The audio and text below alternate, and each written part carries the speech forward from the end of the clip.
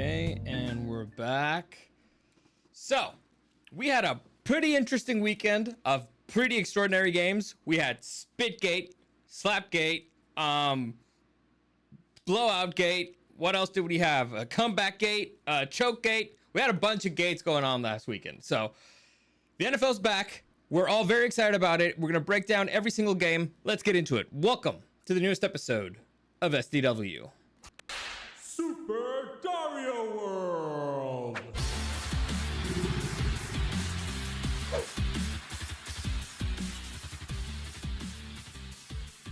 Alright, I do not know why, but the stream does not seem to be working on Twitch. So, for those of you who are on Twitch, sorry, we're just going to be going with the YouTube one. But Eric, the NFL's back! It's back! Oh my god. I can't believe how much I missed it. Can't believe what better than ever, really. Honestly, dude, this week one is probably, I'd say 30% better than last year's. 30%. I'm being, I'm not gonna say 100 times better, but it was considerably better. We had a very interesting week of games that I thought were gonna suck, did suck, but other games that I thought were gonna suck were actually pretty interesting. So Gus Becerra, first SCW as a taken man. That's right. That's right. The very first one. Yeah, congratulations, brother. Thank you. Appreciate it. And we're popping that cherry. So let's continue. Yeah, very excited. Thank you, Gus, for all your hard videography work. You dealt with not an easy pair of models, but we'll get into that some other time. Chuck Dominguez, bro, our division is going to be interesting. I hate that. I think. Was it the Bible where they say, may you live in interesting times? And they meant that as a curse? They didn't mean that as like, hey, I hope your life is cool. No, they meant that as a curse. So Eric is having camera issues, but are you still there? I am still here. Do not worry. Okay, yeah, I think you have an issue with the cable, but whatever. We'll deal with that another time. Let's get into all the NFL stuff, because that's what I'm assuming everyone's here for that, right? I'm assuming everybody's here for our NFL savvy. Let me just find. Oh, I missed the NFL so much, dude. Honestly, yes. It's weird. Although the goddamn Bears made me lose to my sister this weekend on fantasy. Seriously, I was winning, and I was winning, but I had the Bears defense, and they collapsed. Dude, I did really well on our family league. I did really well on the fantasy football league. And I did not do so hot on my own league for this show. So, by the way, if you want to join the league, let me see, where do I have it? The information. Oh, that league is fun. You still can. It's the NFL Picks page. Just go to nflpicspage.com. The pool's name is SDW League. The password is SDW2025.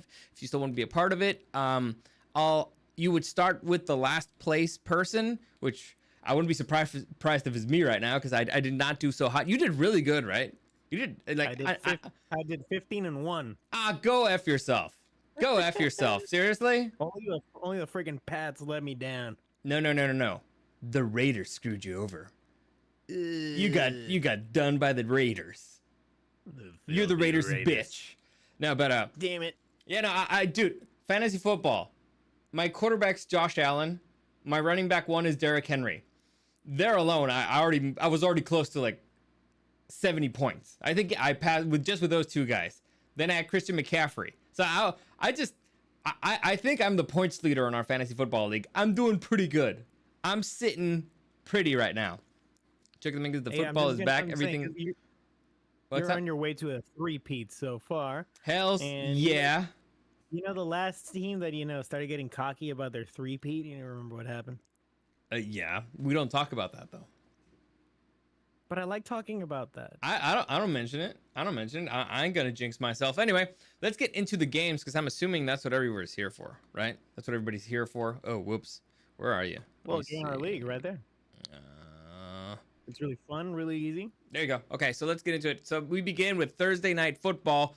The Eagles surviving the Cowboys. This was, again, I expected this game to be a blowout, and it was actually pretty competitive. It started off with a bang. With Jalen Carter and Dak Prescott basically spitting at each other, or in each other's directions. Just, Jalen Carter's an idiot, and he actually spat on Dak Prescott. I don't get it, man. I don't understand. How stupid can you be? Like, to spit on the quarterback? Like, you could spit literally on anybody. He could have sacked him and then spat on him. But son of a bitch, to spit on him in front of the refs, in front of everybody before the game even starts, while your fullback is being checked on for an injury. This is wild. It was a wild freaking start to the season, and I checked the news, and apparently Jalen Carter will not be suspended. The game that he missed counted as the suspension, but holy shit, like, what a start to a game.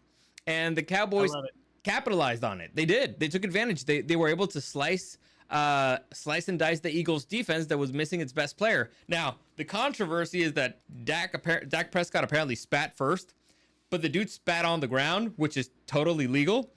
Also, he's the fucking quarterback.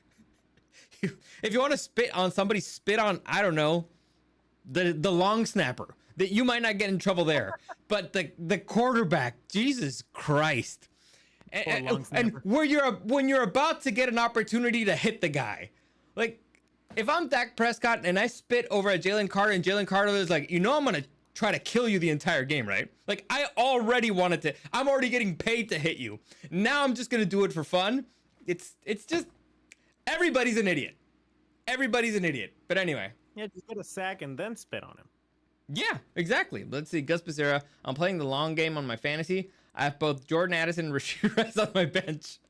That's a very long game, man. That's a very long game. I hope you're still kicking by then, but best of luck. So anyway, the game, like I said, Carter suspended for that game. He will be playing against the Chiefs, at least from the latest news that I've checked. Bit notable things from this game. Jalen Hurts, he looked pretty good.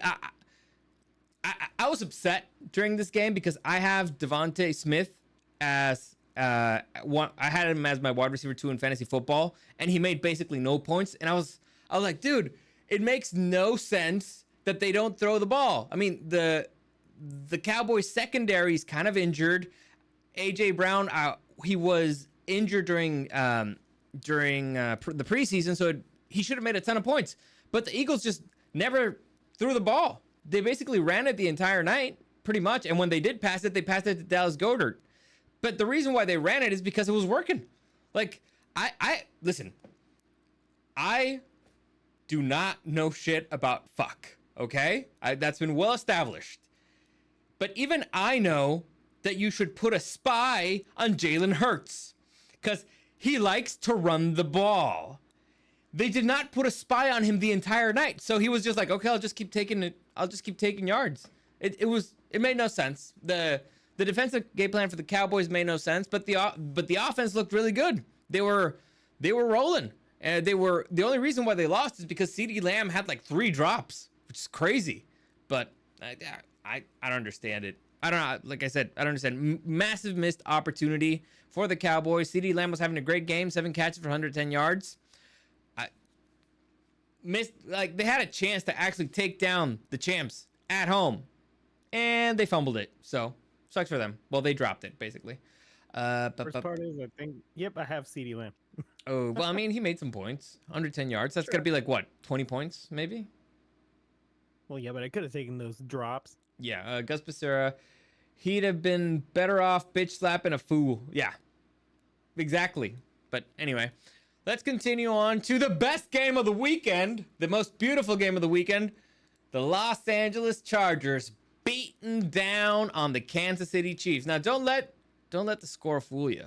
This was 100% domination by the Chargers. And the game actually had a little bit of a controversy, and the controversy is probably basically my favorite thing of the NFL this year so far. And that's Tyler Tart just bit slapping the hell out of Travis Kelce, like, take it. Now, everybody was saying, why didn't he get, ejected from the game? It's because Tyler Tart's not an idiot, and he didn't slap the quarterback, and he did it open hand slap. You can see it. Now, is it possible that they're going to, by the rules, by the letter of the rules, what he did was fine because his hand is open. Now, is it a punch that could have really injured Travis Kelce? Yes. So I think they're gonna change.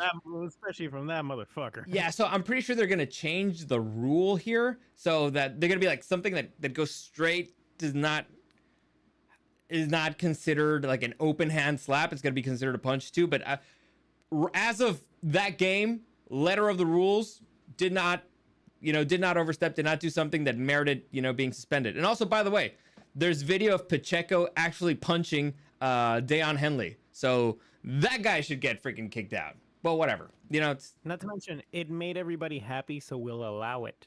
that is the most important thing. The customer is always right. Anyway, big moment of this game came 3 plays in where Travis Kelce killed their number 1 receiver, Xavier Worthy. So now we got back-to-back years of Patrick Mahomes taking out Rashee Rice, and now Travis Kelce taking out Xavier Worthy. So, haha. I mean, it sucks that the kid got injured, but Jesus Christ, that's how stupid can you be? Like, to run into your own freaking teammate that hard. Big, too. Yeah, this is something that I'm assuming this all goes back to the Chiefs did not look buttoned up. They did not appear polished, ready to go. By the way, the Xavier Worthy injury, it looks like he has a dislocated shoulder and he will miss some time. It's still not clear how much time, but he will miss it. So right now, Jalen Royals did not play that game. Due to an injury, it's not clear if he's going to miss any more time or if he's going to be able to play against the Eagles. Xavier Worthy probably won't play against the Eagles. Rashee Rice definitely won't play against the Eagles. So they are kind of in a receiver hole. So, and the last time that they played the Eagles, the defense kicked their ass. So it's looking pretty good. The season's looking great. The start of the season's looking great for the Chiefs. I'm so happy about it. I'm so happy that I actually want to check their schedule just real quick because I know it sucks for them. So let me see. Chiefs schedule. I know they got the Eagles Sunday night. Then they got the Giants, which should be easy. Then they got the Ravens. So there's a world where the Chiefs start 1-3. And I hope we live in that world. I'd be the happiest I've ever been watching the NFL if the Chiefs start 1-3. That'd be great. I want them to lose in Clown Town. Actually, I want them to lose 3 in a row and everybody starts saying like, there's your 3-peat, stuff like that. That'd be great. Anyway, check Actually, technically, the Chiefs are in a 2-game losing streak, so next week could be the reverse 3-peat. It could be. Let me see. Check Dominguez says chart living the dream, and hey, but didn't Travis push first? Yeah, I mean, everybody knows. Listen, the Chiefs are scumbags. Okay, everybody knows it. The right tackle always jumps, and finally they started calling him a bit for it. The line always holds. Finally, they started calling them for it. Travis Kelce does Travis Kelce BS where he nudges, he provokes other players into, let's just say, aggressive feedback. And Patrick Mahomes is kind of a bitch that runs into people when they're about to give him let him walk out of the field without getting injured. So they're scumbags. Everybody knows this, and it's one of the reasons why it's hard to tolerate them, because they do BS like that. Like, I have the image right here. Freaking Patrick Mahomes trucking over Devontae Jackson. Devontae Jackson was pulling up. He was going to. It looked like Patrick Mahomes was getting out of the field, and then all of a sudden, boom! He trucks over Devontae Jackson, and you're like, dude, what the? That's just BS. And so I've been a proponent for years that whenever Mahomes needs to be taught a fucking lesson, because the issue is that the dude's kind of built like a brick. Like, the dude's actually really strong. We've seen him truck over people, but he looks like a bitch. So since he looks like a bitch, people don't want to hit him that hard, also because he's the face of the NFL, whatever. But if he does BS like this, you kind of need to teach him a lesson. And so next time you see him there, fuck it, take the 15. They'll flag you, but fuck it, take it. Just, you need to start teaching that guy a lesson. And the lesson is that you don't do BS like this, because you make it, let's just say, you make it less safe for everybody else, right? Like, again, Devontae Jackson was pulling up. He was doing the cool veteran thing of, I'm not gonna blow you up because you're Patrick Mahomes and we'll get a flag or whatever, and or you might get injured. And he's like, boom, like fuck you. No, it's BS. Again, it makes it. Yeah, Patrick Mahomes is one of those. He's one of those like Karens who you meet at a bar and she's talking mad shit to you and she's taking advantage of that woman privilege where she's like, where it's like, if only you were a dude, I would have slapped the shit out of you. Dude, I would not be surprised if things don't go well for the Chiefs this season. That the audience, well, first off, most of the fans of other teams don't like him already. But I wouldn't be surprised if fans overall start taking a turn on him because dude is a bitter loser. All right, he does magic on the field. I hate him because he's good. Like, I look at this fucking pass, man. That ended up being a completion. He was he was parallel to the ground. It was able to throw the ball on top of three Chargers play. That's the stupidest thing he could have done. That's the stupidest play. Nobody else should do it, but the dude made it work because he has black evil magic on his side, okay? So he has devil magic on his side, but he makes it work. There was a play where Khalil Mack was on top of him. He was running to the sideline. He was able to throw it 60 yards to Brown. It's black devil magic, all right? It's evil, but he makes it work. And for that on the field, you're like, I respect the guy. But you see the BS off the field or the attitude stuff or again, trucking over people when they're trying to sneak those extra yards when they're trying to be cool with it. Like that's one of the things you call like the spirit of the rule and not following that. So it's annoying. The day that I was out in my homes and I was like, oh man, this guy's a bitch. It was during a Bills game where Travis Kelce had a lateral to, I don't remember who. It wasn't Royals. It was somebody else. But he had a lateral and it ended up being a touchdown and they called it back because it was an illegal block or something. Because the dude was offsides or something. The point is they called it back and the Bills won. And at the end of the game, Patrick Mahomes goes up to Josh Allen. He's like, dude, that's such a bullshit call. And he leaves. Like, dude, you know how many times other teams have lost against you for bullshit calls? Like, every single one. Like, Joe Burrow, Jesus Christ. The Bengals have been robbed by the refs. And to your favor, none of them, literally nobody in the history of the NFL that I've seen has said to the opposing team, it's such a bullshit call. Nobody does it. Or at least in front of the cameras, in front of everybody. It's, again... So if they start losing, I think that side of his personality is going to come out, and I think he's going to be taking a heel turn. What do you think? Oh, they've been the heels of the NFL for the last I'd say 5 years or so. Everybody's kind of sick of their shit. I was actually thinking Travis Kelce would be phenomenal in WWE. Maybe. I don't know. Let's see. Check the Mingus. May those words reach God's ears. Gus Becerra, let it be known. I still don't trust QJ. Let's move on to funner stuff. So, Justin Herbert, 25 out of 34, 318 yards, 3 TDs, 7 rushes for 32 yards, got sacked 3 times. My God, did Justin Herbert had a phenomenal game. And now we'll go back to the score. Like I said, the score does not reflect the domination in this game. The Chargers were on top, in control the entire time. They only made a couple of mistakes, and it happened at halftime. Close to halftime. When Herbert did a shuffle pass and missed Lad McConkey by a mile, and that stopped the clock. And then Omarion Hampton running out of the field and running out the ball and then stopping. That caused the clock to stop. So if it wasn't for those 2 mistakes, the Chiefs would not have been able to do like the fastest field goal in the history of the NFL. Like, crazy how that worked, but it worked out. Like a 53-yarder? Yeah, in like 5 seconds. It was crazy. Like, seriously, mad respect to that. But also I had Harrison Butker as my kicker in fantasy, so that was good for me. But if it hadn't been for that, it would have been a flawless game, pretty much. Like, I can't think of any other big mistakes that I saw. It was beautiful. Like, they finished the game in control. They started the game in control. They finished the game in control. Beginning to end, there was black devil magic in the middle.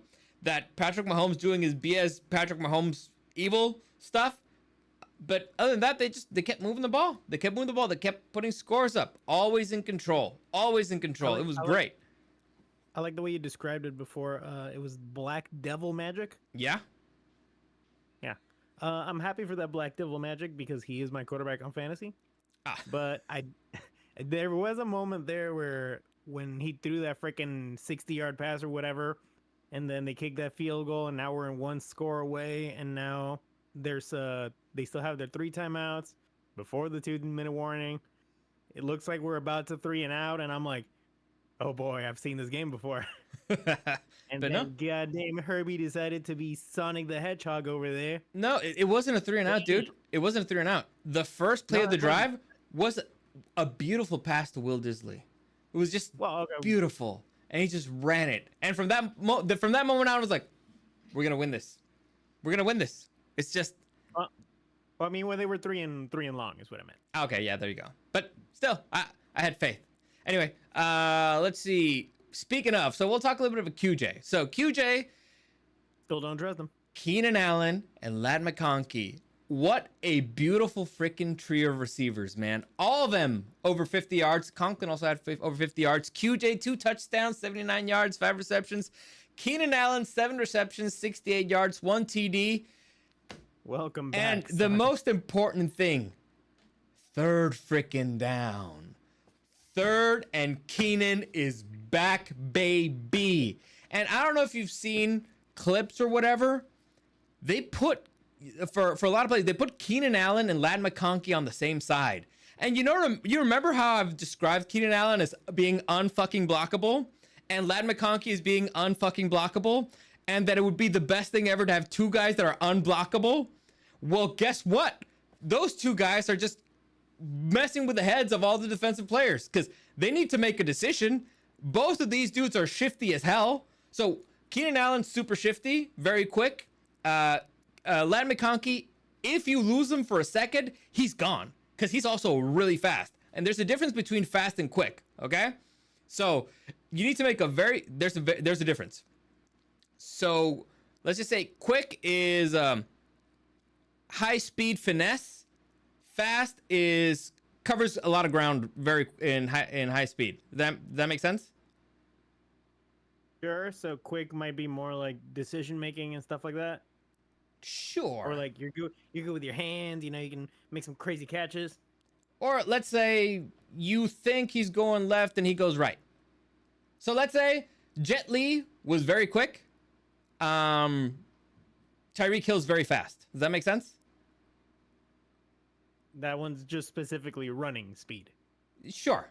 Let's just say that. But anyway, so it was great, especially when they both lined up on the same side. And you know what happens? You know what happens when you have a Keenan Allen, who again is unblockable, and you have a Ladd McConkey, who is unblockable? You know what happens? You get a lot of points? No. I mean, yes. But QJ becomes the option number 3, and he's being blocked by the 3rd best cornerback. Now, QJ might not be, in a lot of people's eyes, a wide receiver 1 or a wide receiver superstar or whatever. But he can beat a 3rd cornerback. And he did several times this game. So, I'm so happy that Keenan's back. And they also have the 2 rookies behind them who look pretty good. I have no idea what you've been doing with the camera this entire time. It's been very distracting. I was hoping you would have mentioned it and I could fix it.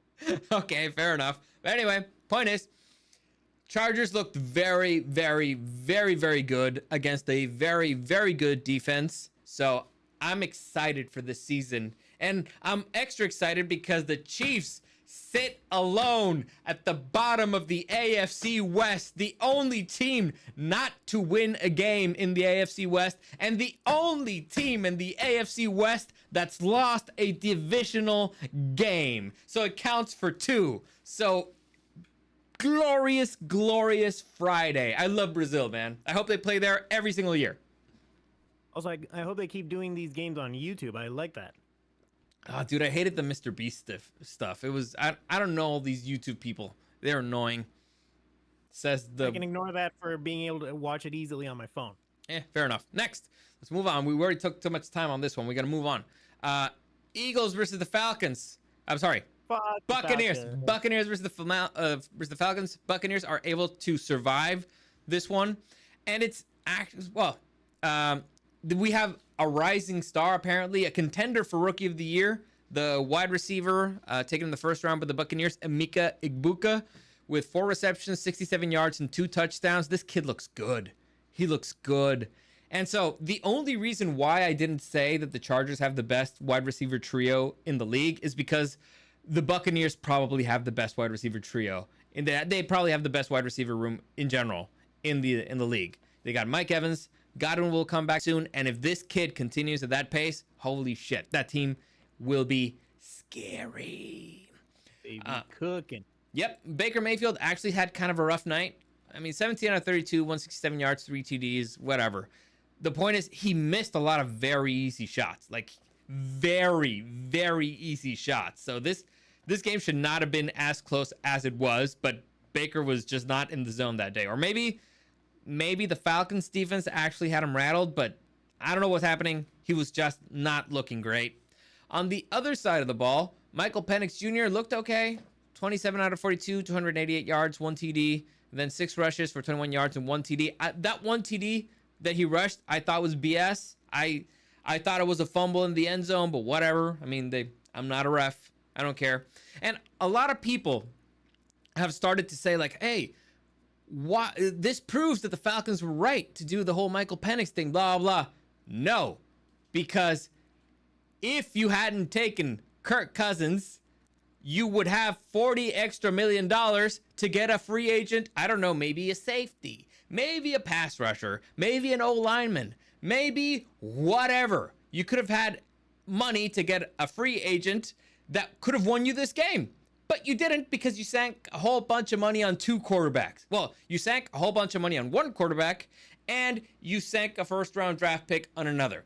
Was it the wrong decision to end up taking Michael Penix? Not really. I don't think so. It's never a bad idea to get the quarterback that you like. But it was a bad idea when you put both of those 2 things together. And I don't like this whole revisionist history of like, oh, the Falcons were right. The Falcons were not right. The Falcons were idiots. They could have won this game if they could have had 2 $20 million free agents, superstars for any position. They probably would have won it. Hey, maybe a kicker. I don't know, because Young Hui Koo sucks.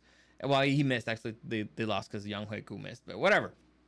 Anyway, Bijan Robinson looked okay. 12 rushes, 24 yards, 6 receptions per 100 yards, 1 TD. It's like most of his points came from 1 play, but whatever. Big injury report news from this game. Receiver Drake London has a shoulder sprain and is day to day. That is the latest news on him. So, the biggest blowout of the weekend, one that everybody saw coming. The Indianapolis Colts humiliate, embarrass, totally own the Miami Dolphins 33-8. And holy fuck, did you have Daniel Jones being the front runner of the MVP at any point this season in your bingo card? I don't think so. Of course, that didn't last very long because, there was a game that night that completely blew everybody else out of the water. But still, 22 out of 29, 272 yards, 1 TD, 7 rushes for 26 yards, and 2 rushing touchdowns. That's 3 touchdowns total for Danny Dimes. And they scored on every single drive. Total 7 drives, by the way. Hadn't been done in an NFL game since the 70s. It was wild. It was wild because I did not expect the Colts to be that buttoned up, and because I did not expect the Miami Dolphins to suck so much ass. It's embarrassing. These were 2 head coaches on the hot seat to get fired, and freaking Mike McDaniels was just like, you know what? Hold my fucking beer. I want to get out of here. Like, I just want to get fired yesterday. Holy shit. Anyway, you were saying? Well, my thought here is, are the Colts really as good as they looked, or are the Dolphins just, they don't got it? Well, listen, you remember last week when I asked you if you can name a Dolphins defensive player? To be fair, I can't do that for most teams. I mean, you can do it for some. But the point is, their defense sucks. the what nobody was expecting was for the offense to suck as badly. Or, you know, it could be that the Colts have a new defensive coordinator, Lou Anaromo, who apparently is actually pretty good, because you may know him. He was the Bengals defensive coordinator. And I know what you're thinking, but the Bengals defense sucks. Like, no, their players suck. But Lou Anaromo was able to piece together a pretty good defense with the ragtag players that they left them with. So, listen, it'll be very interesting. Probably the most interesting matchup right now of next week is the Broncos Colts, because we're going to see what team is for real and which one is not very quickly. So that's one of those oddly satisfying matchups, isn't it? Yes, actually, yes. The horses? Yeah. Also, you know, the Peyton Manning thing. Is that why he went there? I guess. Maybe. All right. Next, John, who is this? 18 rushes for 71 yards. This is not Jonathan Taylor. Whatever. Is it Jonathan Taylor? Doesn't matter. He's 28, right? The star of this game, you know, was the rookie. I said Wookie because the dudes they say he's basically Sasquatch. He's huge. Tyler Warren, their rookie tight end. He looked good. 7 receptions for 76 yards. He was pretty dominating. There was one fun fact about this game that I found out afterwards. You know who this lady is? She looks like an actress. Well, her name is Carrie Ursay Gordon. She's one of the owners of the team. She wore a headset, and she actually has like a call sheet, and she was down on the field. And apparently she does this. She's down on the field with a coaching headset the entire time. And so I read an interview of her recently where they asked her, like, why you do it? And I don't know how I feel about it. Like, I see her side, but I see also the employee side. Basically, it's so she knows very quickly if they're trying to BS her or not. So she could learn a lot more of the NFL. She learned a lot. And now she knows, because, you know, owners have meetings with the coaches. And then afterwards, like, well, why'd you do this? Why'd you do that? And like, oh, well, because it's, well, now she knows. And she's like, you can't BS me. So a part of me, like, if I'm an employee and having a boss looking over my shoulder that the entire time sounds like a nightmare, unless your boss is super cool. On the other hand, it does make you, first off, it could save you, because if you're doing stuff right, but let's just say you have a quarterback that taps out in the middle of the play, she's going to be like, oh yeah, that's not on you. Like, you're not the reason why this team sucks.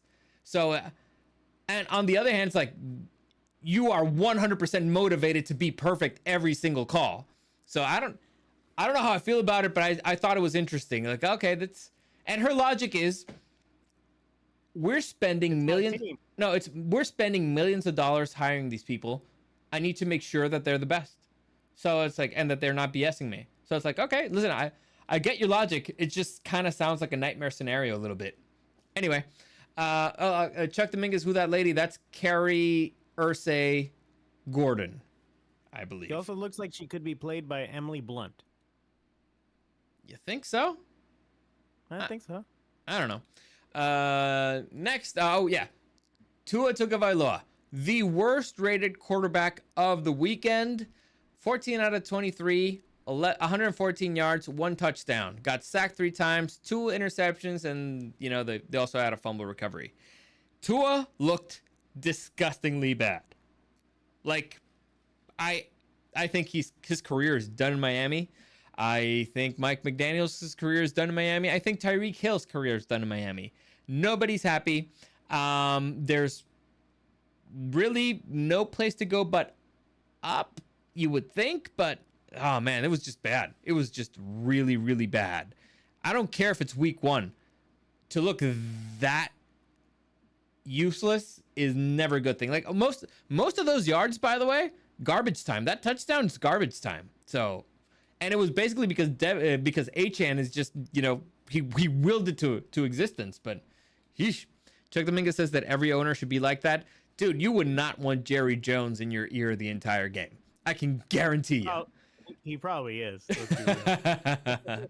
Next, the Bengals surviving pure freaking luck against the Cleveland Browns, 17-16. This game should have been won by the Browns. Oh my God, the Bengals look bad. Like it pisses me off because it's like, dude, I called this one. I called the Browns winning this one, but I missed. I missed because I did not like the kicker. I did not consider the kicker sucking that badly. Joe Burrow was 14 out of 23, 113 yards and 1 TD. Joe frickin' Burrow. On the other hand, the Cleveland defense only allowed 11 first downs. All right, 141 total yards and sacked Joe Burrow 3 times. They looked like they were going to kill the guy. Like Myles Garrett, look at him. He's a madman. He gave him a hit that, oh my God, I felt it all the way over here. But here's the key thing. I feel like those type of games have to suck for the quarterback because, you know, all you see are orange helmets. Yeah. And right here, you see this key thing? 11 first downs allowed. You know how bad that is?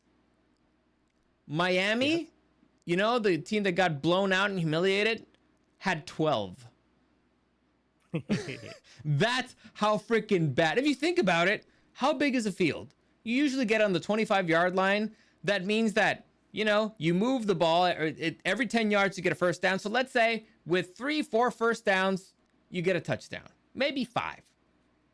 That means that they couldn't move the ball at all the entire freaking day. Like, they won out of pure fucking luck. And it pissed me off because I picked them to lose. But whatever. Point is, Bengals do not look good.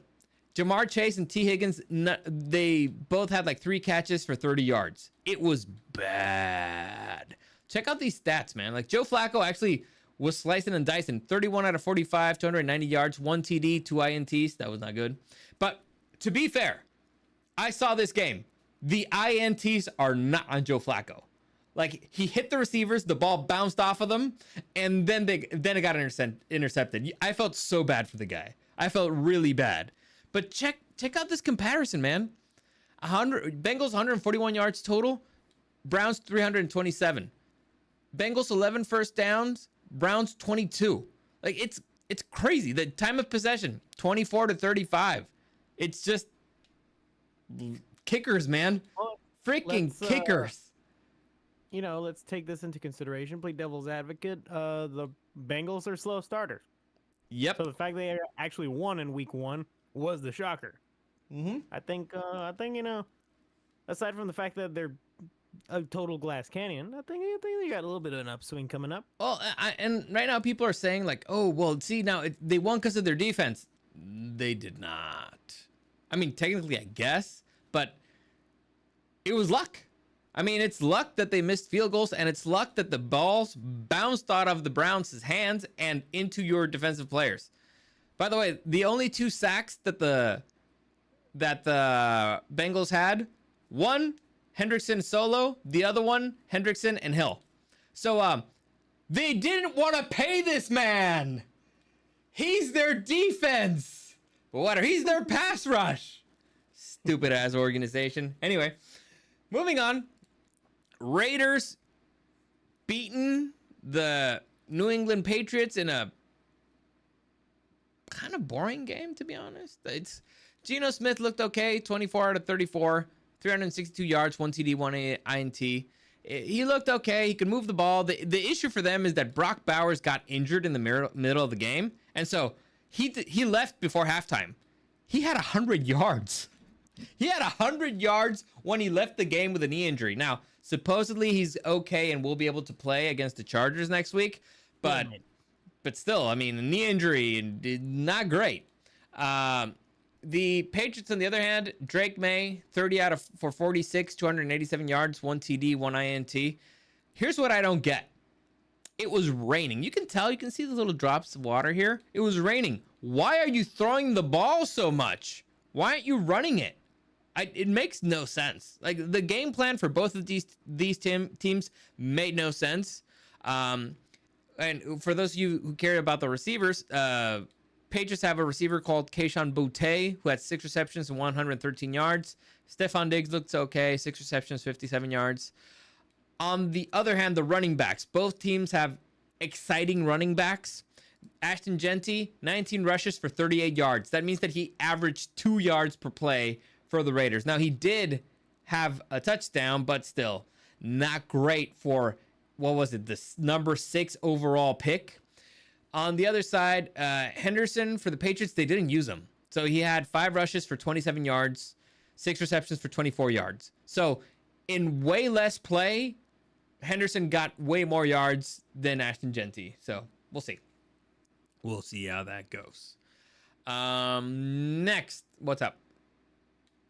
I was gonna say disappointing start for the Pats. I'm kind of rooting for them as a bit of a dark horse in the AFC. You know, after watching the Jets, I don't think the Patriots have a chance of being number 2. Well, I mean, the Jets had their ex-girlfriend game, so We'll get to the Jets. We'll get to the Jets. Next, we have the Arizona Cardinals beating the ugly ass uniforms of the New Orleans Saints. This is the worst uniform I've seen since, I don't know, the Buccaneers orange thing that's disgusting that looks like a giant lollipop. What is this? It's gross. It's stupid. They deserve to lose. And they didn't look great. Neither team looked great in general. Kyler Murray, 21 out of 29, 163, 2 TDs. So the defense, I mean, he got sacked 5 times. So the Saints defense was doing its job. It's just that the offense looked dead. By the way, Marvin Harrison Jr. looks like he's starting to get chemistry with Kyler Murray. So that's a good thing for you Cardinals fans. And if, looking for a wide receiver, he had 5 receptions, 71 yards, 1 TD. On the other hand, Spencer Rattler, 27 out of 46, 214 yards, 4 rushes for 29 yards and a sack. I mean, Kamara, 11 rushes, 45 yards, 1 TD, 2 receptions for 12 yards. This is your best player, and you barely used them. In fact, instead you had Spencer Rattler throwing it 46 times. That's a recipe to lose. And you did. Anyway, who cares about this game? Those are going to be 2 probably bottom of the barrel teams. Next. My poor Kamara. The most interesting ex-girlfriend game in a decade. The Pittsburgh Steelers, Aaron Rodgers and the Pittsburgh Steelers going to MetLife Stadium to meet Justin Fields and the New Jersey Jets. The Steelers and we can confirm once and for all. Yeah, the problem were probably just the Jets. Oh, of course. The Steelers squeak out a victory with a 60-yard field goal by, according to the head coach, serial killer Boswell, to win 34-32. This game was fun. It was fun. Aaron Rodgers looked like MVP Aaron Rodgers who can't move. He had 22 out of 33, 244 yards, 4 TDs. 4. 1, 2, 3, 4. And 2 of those were actually back-to-back. Because there was a turnover issue. And literally touchdown. Mess up by I believe they muffed the kickoff. And then another touchdown. So that was actually pretty funny. The Jets looked good. The defense looked good. They sacked Aaron Rodgers 4 times. I mean, they got sliced and diced, but they were getting to him. And he took some hits, man. They probably wanted to beat the shit out of him for years. Dude, Aaron took some hits, man. He took some hits. But still, managed to get up, win. Justin Fields, on the other hand, also looked pretty good. 16 out of 22, 218 yards, 1 TD, 12 rushes for 48 yards, 2 TDs. He looked really good. Like, the shocking part of this game is the Jets slicing and dicing the Steelers defense. Like, the vaunted Steelers defense. And they had an average of 6.4 yards per play rushing. So, I mean, are the Jets for real, or were they just really motivated by their hate of Aaron Rodgers? Who knows? I'm going to say extra motivated. Because they're probably like, I want to beat the shit out of this guy. But then Rodgers was like, you have no idea the drugs I've taken this offseason. I do not feel pain anymore. One really fun part of this game was the banging of the heads between Garrett Wilson and Jalen Ramsey the entire fucking game. They were at each other's throats the entire game. They got into, I'm not going to say fights, but I'm not going to say fist fight, but like squabbles several times. And to close out the game, 4th down, Jalen Ramsey lays the hurt down on Garrett Wilson, and that's what cost the Steelers to win. That was one of those moments where you're like, Holy shit, that was cool. And I can't believe that I was excited to watch a Steelers football game. Thank you. Thank you, football gods, for finally making the Pittsburgh Steelers interesting to watch, even if it was just for 1 week. It's all I could ask for. Yep. Chuck the Minga says, dude, the Jets wanted to kill Rodgers. They tried, man. Seriously, check the highlights. They give him, oh my God, some slobber knockers.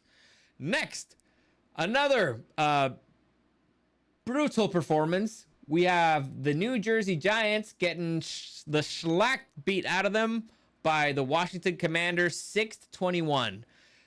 This score does not reflect the reality of this game. You know what my first thought was watching the Commanders defense? These dudes are nasty. They're nasty. They hit like it's nobody. This is the oldest team, the oldest defense in the league on average. And they just lay down the hurt. Yeah, the Commanders. They just lay down the hurt on people. Now, I don't know if they can sustain it an entire season, but holy fuck, they're nasty. On the other side, their offense, Jalen Daniels, 19 out of 30, 233 yards, 1 touchdown, 11 rushes for 68 yards. He did get sacked a bit too much, but he looked good. You know, numbers similar to last season. The big addition, actually, he should have had better numbers, but he had a couple drops. The big addition of the offseason, other than, you know, the left tackle, it's Deebo Samuel, who was their leading rusher, I believe. What was it? No, the leading receiver, 7 receptions for 27 yards and 1 rush for 19 yards and a TD. He looked good. For all of you who are saying the Deebo Samuel's too fat, nah, that boy good. 200. People were saying he was too fat. Yeah, people are brutal. The Commanders had a total of 220 rushing yards. So, you know how everybody was saying, like, oh yeah, the Giants defense is going to be really good this year? Not against the run, apparently. By the way, for those of you who are looking for maybe a running back, rookie running back Bill Krosky Merritt, 10 runs for 82 yards and 1 TD. This kid's looking to be a star over in Washington. People are very excited about him. They traded Brian Robinson to the 49ers, gave this guy the start, and he's looking pretty good, at least against the Giants. On the other side of the field, Russell Wilson needs to retire yesterday. Like, he looked the worst he's looked in the last decade. 18 out of teams is beyond at this point. Seahawks, Broncos, Steelers, Giants. Yeah. 17 out of 37, 168 yards, 8 rushes for 44 yards, 2 sacks. They were on the 1 yard line and they could not score. With freaking Malik Neighbors. He didn't give the ball to beast mode. Yeah, true. Honestly, I'd say it's sad, but it's actually pretty funny to see, you know, how quickly he's diminished. And I say it's funny because dude's always had kind of a bit of an attitude problem. So it's... You remember the story where he was doing like the jumping jacks? The high knees. Going to London or something? High knees on the plane. It's like, oh my God. Everybody's like, what the fuck you doing, Russ? Yeah. When he had his own office with the Broncos, it's just, get out of here, guy. Get out of here. So yeah, I would not be surprised if Russell Wilson's benched by tomorrow or the next day. Now, maybe they won't because I believe they got the Cowboys next. But yeah, I foresee the Giants are going to lose their locker room very quickly. Like, why would you even try if your quarterback can't throw the ball? So I think this is going to turn ugly sooner rather than later. Speaking of ugly, Carolina Panthers getting the snot kicked out of them by the Jacksonville Jaguars. Again, this is one of those, are the Jaguars good or do the Panthers suck? Also, the game got delayed due to weather. It was a weird game, but what the hell is this guy's name? Trevor Lawrence, 19 out of 31, 178 yards, 1 TD, 1 INT. So he was not the difference maker. The difference maker was one man named Travis Etienne Jr., who had 16 rushes for 143 yards. Also 3 receptions for 13 yards. So Travis Etienne is the reason why the Jaguars look so good. So if you are looking again for fantasy football, who's probably a player who's probably still free, yeah, I would look there. On the other side of the field, we have Bryce Young, who got into a bit of trouble because apparently he was looking at the Jumbotron in the middle of the play. Like in the middle of the game, he was looking at a game that's being played in the Jumbotron. And Wait, this might be a galaxy brain move. I don't know, but according to the things that I read, the very next play was like an interception. So like, yeah, Galaxy Brain did not work there. 18 out of 35, 154 yards, 1 TD, 2 INTs, 5 rushes for 40 yards. It did not look good. It did not look as bad as he did the beginning of the season last year, but holy shit. I started last week. I said, if you're a fan, I don't know how you feel about having Trevor Lawrence and Bryce Young long term. If I'm a Carolina Panther, I'm still concerned, very concerned. But about if anybody cares about the rookies in this game, Ted McMillan for the Carolina Panthers, 5 receptions, 68 yards, so he did okay. I mean, he can track the ball. He looks promising. Travis Hunter played 44 snaps on offense and only 6 on defense, so we kind of have an idea of how the Jaguars will be using him throughout the season. He had 6 receptions for 33 yards, which kind of, I think he makes him the reception leader. Like, he had the most receptions in the game for the Jaguars, so there you go. Next, a brutal game to watch. The Titans getting smothered by the Denver Broncos. Holy shit, did the Broncos look bad on offense. Bo Nix, we had the return of Bo Picks. 25 out of 40, 176 yards, 1 TD, 2 INTs, 8 rushes for 18 yards. He looked lost. And now, could it be that, you know, the Tennessee defense is just that good? Maybe. But the game had a total of 4 turnovers for the Broncos and 1 sack. So, did not look great. I'd be concerned a little bit. Again, it could be that the Titans offense is just that good, but yeah, Bo Nix looked lost there for a second. Like I'd be very concerned, especially because their next game is against the Colts, and the Colts looked very buttoned up. So they still have a lot of work to do. On the other hand, the runners looked okay. J.K. Dobbins, my boy J.K. Dobbins, 16 rushes for 63 yards, 1 TD. He had a long touchdown run, and I was happy for him, but at the same time, I hated seeing him in orange. It's like, why? Why, JK? Don't do it. And their new and their new rookie, RJ Harvey, 6 rushes for 70 yards. So they could move the ball on the ground a little bit. It was rough at first, but eventually the Titans defense, you can't hold them forever. And the Titans offense just looked awful. I'll get into it, but before, notable injury, Evan Ingram, who had 3 receptions for 21 yards, left the game with a calf injury. It is not clear if he will be missing some time. Now, on the other side of the field, Cam Ward, making his rookie debut, was 12 for 28, 112 yards. This is actually very deceptive. First off, the Broncos defense is a bunch of psychopaths. They sacked the man 6 times. 6. They were in the backfield before he said hut. It was crazy. It wasn't offside. Yeah, and I think he got sacked by 6 different players. It was crazy. So the poor kid never stood a chance there, and still they had several opportunities to tie it, but the receivers kept dropping the ball. It sucked. It sucked to watch. You're like, oh my, like, give the kid a chance for pity's sake. But I mean, rough way to start, but you can only go uphill from there. Like, it cannot get more brutal than dealing against that Broncos defense, who has some pretty good corners and a really good pass rush. So I think, welcome to the NFL, baptism by fire.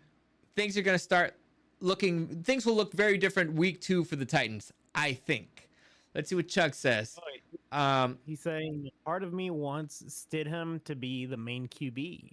Bo is still young. Yes, I can see that. I disagree with it because you don't want to. I mean, we've seen Stidham out there. He's not the guy, but man, You no longer believe. I'll give you this. Bo started off rough last season, and by week 4 or 5, he kind of got his act together, and then he started looking good. So I remember the first few weeks, everybody was like, "Oh, bust, Bo Picks, blah blah blah." Then he started getting his act together. So maybe he needs to play in the preseason. To be honest, I don't know, but yeah. He's just a bit of a slow starter. Yeah, I don't know. I do find it funny that he's already. It's week 1 and he's already like, no Bo leave, just bench him. Well, listen, it's week 1, but Yeah, historically, quarterbacks don't do as great year 2. You know, the ones that aren't for real, the ones that have been figured out. So like Jayden Daniels looks for real at the start of season 2. Bo Picks, not so much, but again, the season's long, and we'll see how it goes. full of horrors. We'll see how it goes. Next, we have the 49ers surviving the Seattle Seahawks. Dude, the Seattle Seahawks, the score is deceptive because, again, we had kicker. Dude, first off, the kicker for the... Every dollar that San Francisco has paid Nick Bosa has been worth it. Yeah, dude. So the 49ers, breaking news, they fired their kicker after he missed one field goal and got another one blocked. Now, the blocked one's not his fault, but it was very funny. I was watching the game, and the Kyle Shanahan's body language after Moody misses the first field goal, it was like I think he was like, "Fuck, dude!" If you can't go back and watch it, it's hysterical. You know, anybody a mile away knows like that man's fired. It's week 1 and he's already fired. So I don't even know who they got, but we'll see. And they won. What? And they won. Yeah, they still won, but the game was not as close as the score suggests. But the issue is that they just missed a couple field goals. But Brock Purdy looked okay. 26 out of 35, 277 yards, 2 TDs, 2 INTs. The 2 INTs looked bad, but overall, injured, right? Yes. It's not exactly clear if he will be missing time, but he did get injured. The big loss for the game is one Mr. George Kittle, who got injured like after he looked like an all-star and he just sliced and diced the Seattle defense and had a touchdown. It sucked because it was early in the game and he will miss time. I think they already put him on IR. So that sucks. On the plus side, Christian McCaffrey looked great. 22 rushes, 69 yards. Doesn't sound like a lot, but a lot of those were like they had him in behind the line and he managed to get 1 or 2 or 3 yards out of it. Like Christian McCaffrey is really good. Also 9 receptions for 73 yards. So there you go. On the other side, Sam Darnold did not look great in the Seahawks uniform. 16 out of 23, 150 yards, 2 rushes, 14 yards, a sack, and the game-losing fumble. He lost the ball by hitting his own tackle. It was sad, honestly. It was sad. To be fair, you got to give Bosa credit on that for the excellent play. Of course. I mean, Bosa pushed the lineman all the way to Darnold's back, but still, Jesus Christ. Let me see. Yeah, there's not much to say about this game. The Seattle defense looked good. It's just, I feel like the 49ers are back, man. They look better. And the issue with the 49ers... They can all come back because, goddamn, they get injured. Yeah, well, the issue with the 49ers is A, health, and B, special teams. Like, Kyle Shanahan does not invest in special teams, and it's come back to bite him in the ass several times. We'll see if he finally learns his lesson. Next, another big kind of whoop-ass. The Green Bay mother-loving Packers owning the shit out of the Detroit Lions. Holy fuck, was this a sad game. It's one of those, oh, how the mighty have fallen type of games. It has confirmed my fears when it came to the Lions losing Ben Johnson, and I forget Aaron Glenn. defensive coordinator. By the way, check the Dominguez saying Don't get me wrong. I like Bo, but as a Broncos fan, there's a lot of mini heart attacks. Okay. Fair enough. That's fair enough. But yeah, viewers, yeah, losing the coordinators turns out big freaking deal. Now, the defense kind of got a little bit better in the middle there.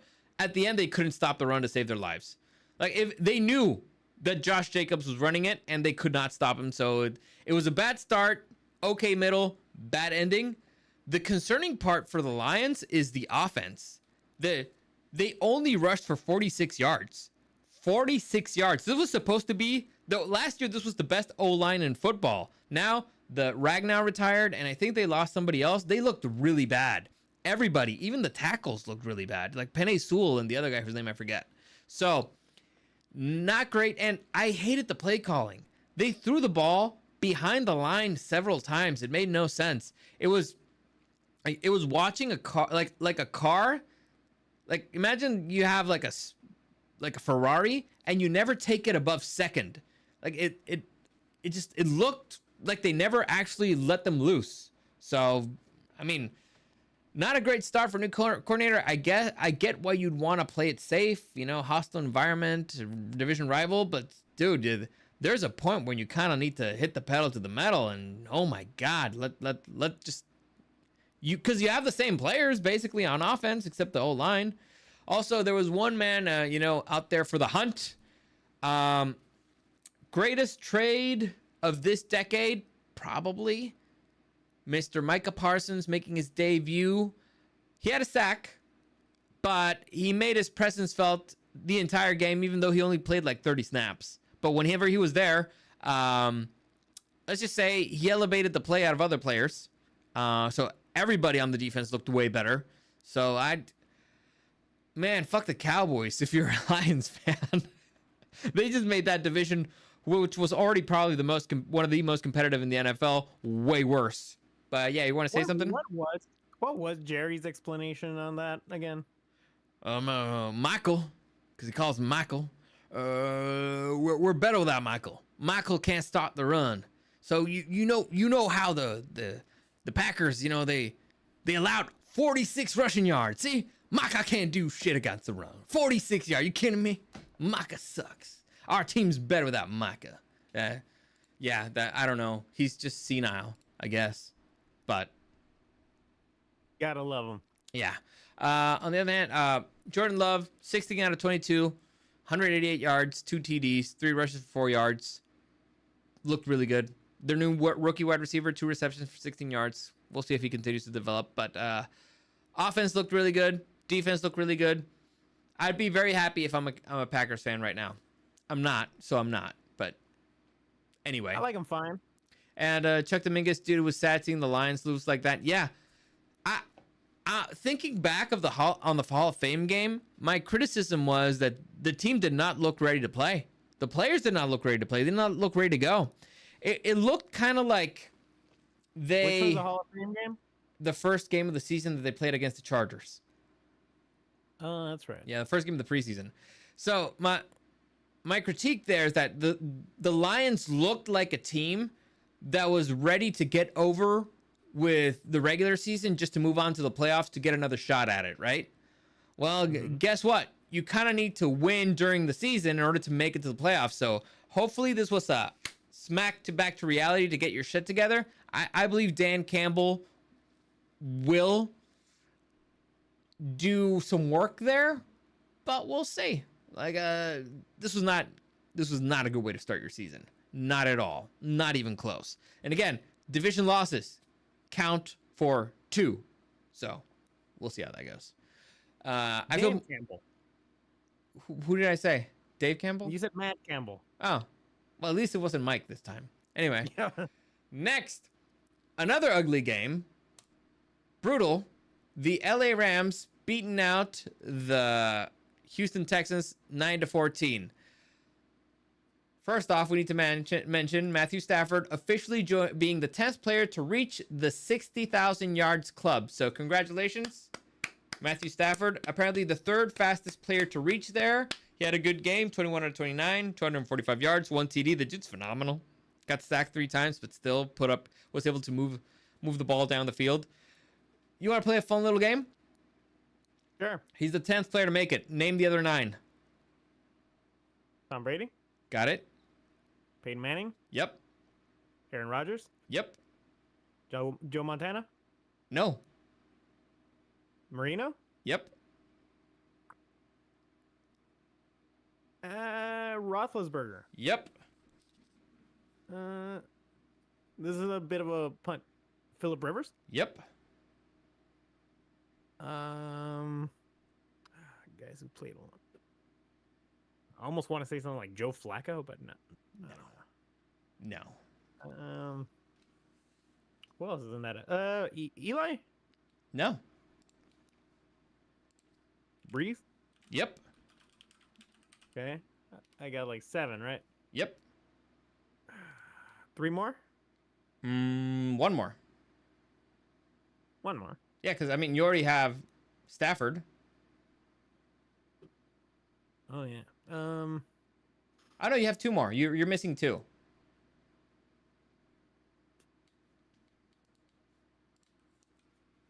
How obvious is it?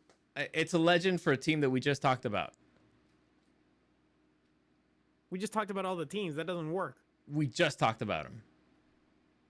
Who was the last team?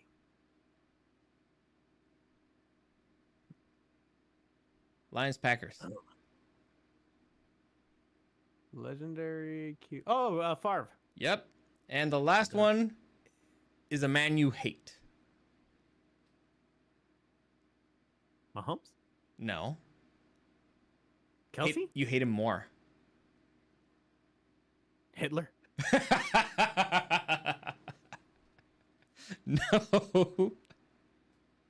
No. More than Hitler.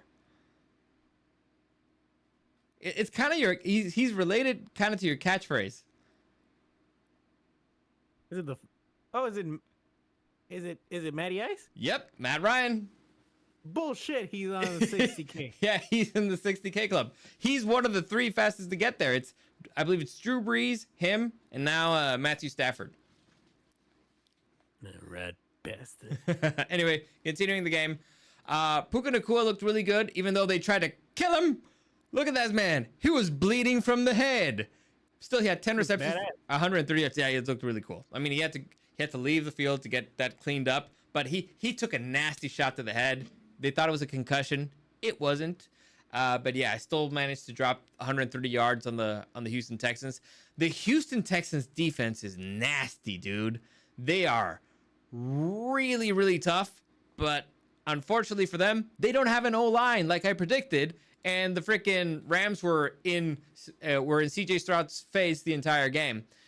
So he had 19 out of 27, 188 yards, 1 INT, 5 rushes for 32 yards, and what can I say? This was probably the most predictable score. 2 really tough defense, 1 doesn't have an offense. Doesn't have an offensive line. So why do the Rams always get the really weird final scores? Because they're a really competitive team. They can play with anybody, but they also lose really weird games. I don't know. Point here is, if the Titans, if their front 7 looks as good against the Texans as they did against the Broncos, there's a chance that they might be able to sneak one out here. But we'll see when they meet head to head. Again, week 1. Next, we have probably the game of the season, the Buffalo Bills surviving the Baltimore Ravens 40-41. Or, the Ravens choked. It was phenomenal. Beginning to end, it was phenomenal. The Ravens looked unfreaking stoppable. Lamar Jackson, 14 out of 19, 209 yards, 2 TDs, 6 rushes for 70 yards, 1 TD. Derek freaking Henry, 18 rushes for 169 yards, 2 TDs, the king, baby, and a game-losing fumble. But oh my God, look at this freaking picture. There's 4 guys on the ground. He just trucked over fools. Those guys are, damn, they that boy's scary. dude, I was watching the games like, this is unfair. Imagine having a refrigerator running at you at 25 miles an hour. What do you fucking do? You just go to the fetal position and cry. Jesus Christ. Still, His fucking psycho look. still, this fucking man, this beautiful The MVP. MVP son of a bitch that's my quarterback for fantasy football, put his team on his back and willed them to fucking victory. It's one of those victories it's like legendary victories for your career. It's one of those that whenever anybody looks back, it's like, oh yeah, the Ravens game where he came back 4 minutes to go under by 3 scores, and they did it. Josh Allen, 33 out of 46, 394 yards, 2 TDs, 14 rushes for 30 yards and 2 TDs. Holy fuck. Talk about mental fortitude. Talk about, putting your team on. Talk about being freaking Superman. Talk about being a freaking psychopath, an arrogant son of a bitch that throws that nobody else would throw because they know it's stupid and making it work. Holy shit. Holy shit. Now, on the other hand, I was very concerned about the Bills defense at the start of the game. I'm very concerned about all the tables in Buffalo. There's no table. What tables in Buffalo? They've all been destroyed. No tables exist anymore. But holy shit. And the most exciting part of this game, final field goal kicked by one Mr. Matt Prater, who was just signed to the team that freaking week. Bass got injured and they flew him out in the middle of the week, and he ends up getting the game-sealing field goal. Holy shit. I was on the edge of my seat till the very last second. It was one of those games that you were smiling half the time.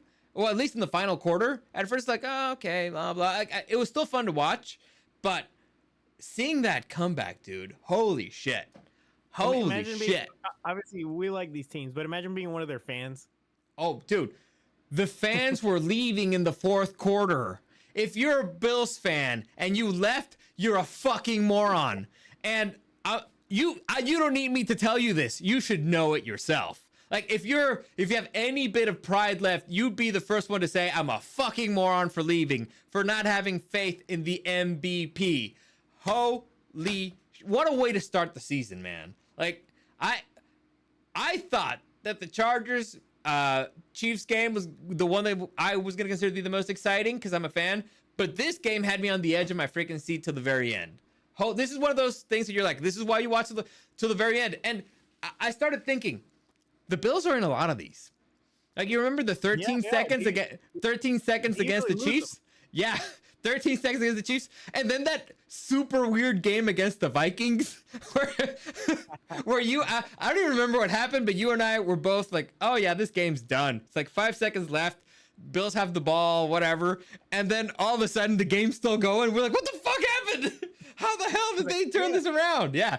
You cannot turn off a Buffalo Bills game.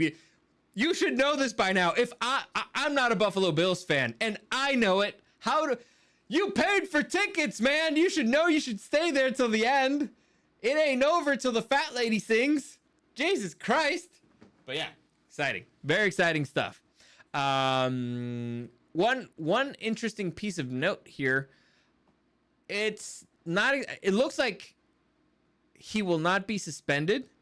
And by that, I mean, Lamar Jackson will not be suspended because he shoved the fan. So it's unclear. Supposedly he should be, but it's unclear. During the game, Lamar Jackson shoved a fan, which you're not supposed to do. Now the fan a fan like banged the head of DeAndre Hopkins, the helmet, and Lamar Jackson shoved him. And so now that fan's been banned from all football stadiums indefinitely. But you're not supposed to touch fans like that. They have security for that. So Lamar Jackson may get suspended, may not. I doubt that he'll get suspended, but it's a possibility. We'll see what happens. But yeah, great, exciting game for all around, and heartbreaking for the Ravens fans. That's gotta suck. Brutal. Again, they choked at the end. It was Honestly, sad to see. Bad clock management Well, at the end. But But for the rest of us fans, that was a phenomenal game, and we thank you for your service, guys. and I thank Derrick Henry for all his points. Yeah, Next, it really is. It really was. I really like it when you can see, like, there's this game coming up this week. This is gonna be a great game, and it is actually the best game. yep, they live up to the hype. And finally, And then some. Monday Night Football. We have the Minnesota Vikings doing a comeback for the ages, at least, for a rookie QB, technically, against the Bears. Chicago Bears, 27-24. Oh my God, the legend of J.J. McCarthy begins. Did you watch this game? No, I did not. I was busy. Okay. Let me tell you how it went. Throughout the first 3 quarters, J.J. McCarthy stinks. He's a fraud. He's, what'd you call him? Get him out of there. Bust. Get him out of there. We should have kept Sam Darnold. Whatever. Sammy. Dude, they had like 5 yards in the first 3 quarters. Then the final quarter kicks in. And holy fuck. Now, it was a mixture. Kevin O'Connell called a really good game. The running game was really good. They got Mason from the 49ers. He had 15 rushes for 68 yards, but he was punching holes, man. Dude was running hard. So it was a mixture of that. But this kid turned this freaking game around. And I need you to understand how impressive it was. Technically, his first NFL start. Officially, he's not a rookie officially, but he was injured all last season. This is his first NFL start in the regular season. Prime time against a division rival. You are in hostile territory. You just threw a pick 6. They threw a pick 6 to start the 3rd quarter. And he was able to turn it around and win that fucking game. That is nuts. That is like ice in your veins, crazy dudes. Like that's one of those moments you're like, we got our guy. We got our guy. He was capable of keeping his cool in the worst possible situation and squeak out a victory. Now, it was a point where even if they could have gotten one good drive, and looked respectable, you'd be like, okay. I mean, because the Bears defense looked really good. But to actually slice and dice and throw for 2 TDs and run one in after you threw a pick 6 and you've been getting your ass kicked the entire game. Holy shit. Mad respect, man. Mad freaking respect to JJ McCarthy. The legend begins. Holy the Vikings do have a lot of talent. That really helps. But still, massively impressive what he did. On the other side of the field, we have one Caleb Williams. Caleb Williams season champs. started off looking really good. 10 completions in a row. The first drive, riding down the field, touchdown. Like it was nothing. Like it was freaking nothing. And then things started to go sideways. Caleb Williams is the opposite. So, at what I just said about JJ McCarthy, when things looked their worst, he was able to stay calm, ice in his veins. Caleb Williams I think he's too emotional. And he's not very stable up in the head. So when things were off script or did not go well, he just started messing up. And he missed easy throws, layups. Now, I'm not saying that I could have completed those throws, but I think Joe Flacco could have completed them. I think Danny Dimes could have completed them. I think Tua could have completed them. They were easy ass throws that he just missed. And sometimes he didn't even have pressure. So it's like the yin and yang. One's completely cool. The other one's kind of a hothead. The ones he's off script, because the scripted plays, he was great. Freaking, you could see there the influence of Ben Johnson of planning everything, blah, blah. But once he was off the script, the dude couldn't play. He just missed. So that draft class, it's looking more and more like Caleb Williams is by far the worst out of all of them. Because Penix was usable. Jaden Daniels is phenomenal. JJ McCarthy looks the part based on one game. Bo Nix is hot or cold, but you know, he's had his good moments. He can be, you know, he's Jekyll or Hyde. But holy shit, man. And he was the first overall pick. So I don't know how it would feel if I'm a Chicago fan, because he's got a better old line. He's got DJ Moore to throw. There was a throw. You know what hospital ball is? No.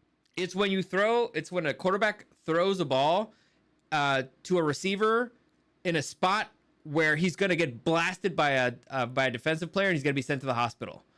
He did that to DJ Moore, and he got blasted on the same play. So he's like the first time I've seen a hospital ball that knocks down the quarterback and the receiver.